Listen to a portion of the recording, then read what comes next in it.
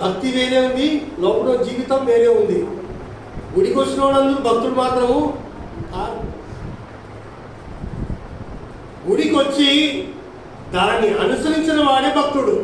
ఎవరమ్మా భక్తుడు? ఎవరమ్మా? వచ్చేవాడు భక్తుడు కానే కాదమ్మా. పొరపాటు ఇవాళ చూసుకోండి. గుడికి వచ్చిపోతే భక్తుడవు కావు. దాన్ని అనుసరించిన వాడే భక్తుడు. అలాగనే మొక్కుబడి మాత్రము ప్రతి ఒక్కరికి వర్తించింది. మొక్కుబడి మాత్రము ఎవరికి వర్తిస్తుందమ్మా? భక్తునికి వర్తిస్తుంది, బయటకు వర్తిస్తుంది. మొక్కుబడి భక్తునికి వర్తిస్తుంది, బయటకు వర్తిస్తుంది. ఈ మైకులో విని ఎవరైనా కానీ నా కొడుకు కాడ మంచి ఉద్యోగం వచ్చిందనుకో, నేను ఈ గుడికి చేస్తాను అంటే అది మొక్కుబడి కింద దేవుడు గుర్తిస్తాడు. అది ఏ మతస్థుడైనా గుర్తిస్తాడు దేవుడు, ఏ కులం వారైనా గుర్తిస్తాడు దేవుడు, ఎవరికైనా గుర్తిస్తాడు. అందుకోసం బైబిల్లో ఒక మాట తెలుసమ్మా, ఏముంది తెలుసమ్మా? హెబ్రీ రాసిన పత్రిక 10వ అధ్యాయము 31వ వచనంలో చాలా చక్కగా ఒక మాట దేవుడు రాశాడు. ఒకసారి ఆ మాటను చూసుకొని ముందుకు వెళ్దాం. హెబ్రీ 10:31.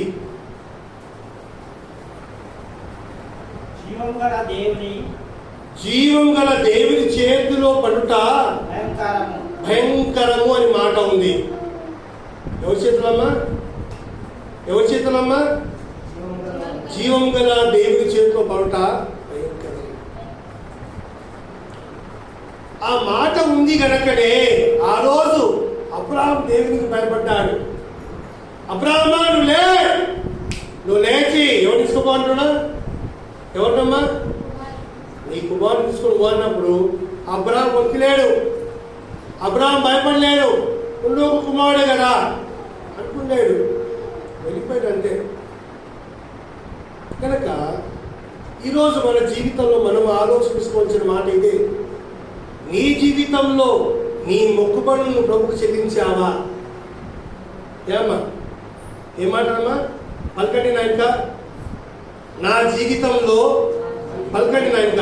నా జీవితంలో నా మొక్కుబడి నేను చెల్లించానా? నా జీవితంలో నా మొక్కుబడులు నా దేవునికి చెల్లించానా? ఈ మాట ఎందుకు చెప్తున్నానంటే, ఒకవేళ నీ మొక్కుబడి ఉండొచ్చు, వాటిని మర్చిపోయినావు నువ్వు.